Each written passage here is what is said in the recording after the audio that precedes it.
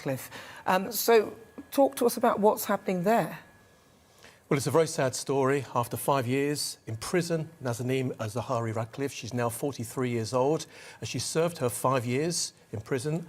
Some of it was under very difficult circumstances, or most of it for her would be.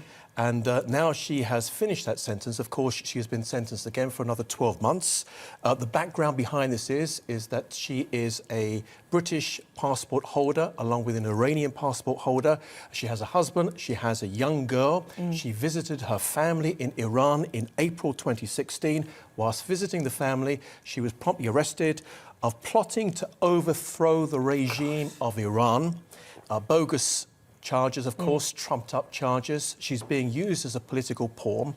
And the background behind this is that the Iranian regime is expanding its borders, it's expanding its military might. It already has full control of Lebanon, of Syria, of Iraq, and, of course, it's trying to take over the whole of Yemen through its militia group called the Houthis. And the Iranian regime, which is a very violent regime, I mean, it hangs gay people from cranes. Any woman who is seen on the streets with their hair showing, they are beaten up by the police. And there's a lot of videos which have been seen on social media of police, Iranian police, kicking women in the stomach and punching in the face because they're not wearing their hair correctly, or the hair covering correctly as well. So it's not a very nice regime. It is not supported by the majority of the Iranian people. The Ayatollah Ali Khamenei is the supreme leader at this point. He controls everything.